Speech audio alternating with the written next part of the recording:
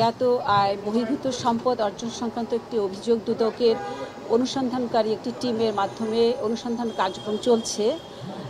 অনুসন্ধানের কার্যক্রমের একটি অংশ তাকে ব্যক্তিগতভাবে শুনানির জন্য আজ 6 জুন দিন ধার্য করা ছিল।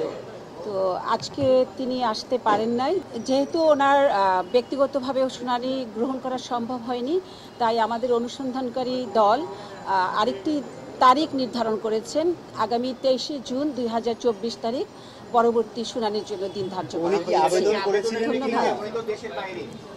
আবেদন করেছেন কিনা আমাদের অনুসন্ধানকারী টিম নিশ্চিত হয়ে পরবর্তী তারিখ নির্ধারণ করেছে।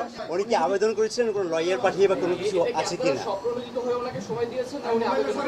আপনারা জানেন, অনুসন্ধান টিম যখন কার্যক্রম করে ন্যায় বিচারের স্বার্থে অন্যান্য 10টি কেস, অন্যান্য সব কেসের মতো এই কেসটিও ব্যক্তিগত শুনানির জন্য দিন ধার্য করা ছিল, এবং অনেক সময় যখন কোনো ব্যক্তি উপস্থিত না হন এটি কিন্তু পরবর্তী একটি তারিখ নির্ধারণ করে দেওয়া হয়। সব কেসের মতো এই কেসও তাই করা হয়েছে। আইও সাহেব করেছেন, এটা আমাদের অনুসন্ধানকারী টিম আছেন, তারা করেছেন।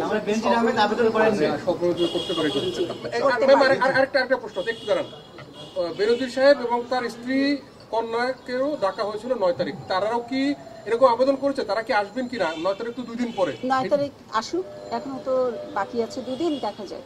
আর লাস্ট প্রশ্ন হচ্ছে, রিসিভার নিয়োগের জন্য আপনারা আবেদন করেছেন আদালতে, একটু যদি বলতেন যে কি কি সম্পদ তার রিসিভার নিয়োগের জন্য?